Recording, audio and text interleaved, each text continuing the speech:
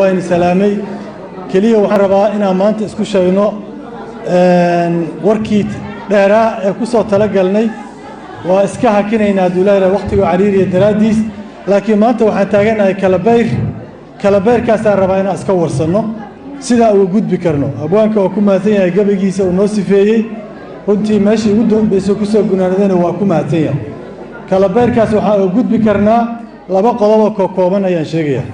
runtii meesha aan maanta joogno waana ku qasbay waana ku soo riixay waxaan ugu qasbay ninka xilkiisa dhamaaday ee fila Soomaaliya dhex fadhiya oo ku tilmaamay abwaankii meesha ka tagay masgad ku jira inuu yahay waxaan rabnaa marka inaan si aan ku midaysanahay sida ka muuqata madashan ayada ah oo mas'uuliyadna ay ku jirto si aan ku midaysanahay oo mas'uuliyad ay ku jirto inaan wax uga wada qabanno dhamaanteen sida la socotaan markay israaceen nabi khadar iyo nabi muuse wax badan uu sameeyay nabi khadar ama khadar wax badan uu sameeyay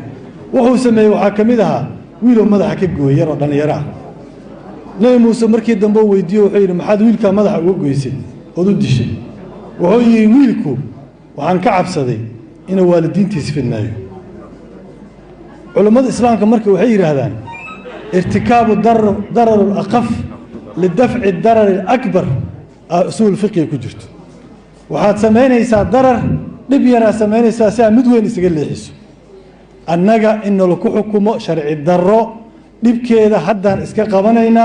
سيئان نبوين وصوص عضو أن إسكا موصنو ومسألة فقهية وأصولي ونوطع له يا دبك وين وهذا كوستيga وين يا naga baaji kara waxa naga baaji kara ganacsatada cashuur diiday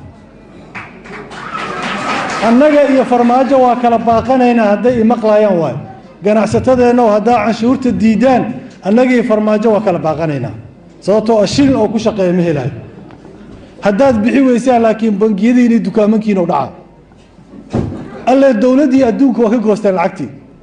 nin hogaamiye kooxeed oo fila Soomaaliya dhex jooga adduunkii lacagtii ka goostay xagow lacag ka keenaa dadkiina u dhaca maahan marka uu ka keenaa dadku dhacaya kaliya wax kale ma haysto yaa kale naga baaji karo labada dawlad goboleed nagu matasha oo yiraahdo accusation ma ogolin waa naga baaji kartaa yaa kale naga baaji kara ra'iisul wasaaraha oo yiraahdo shaqadeedaan haystaa waa naga baaji kartaa haddii intaas la waayo farmaajo ishurumayno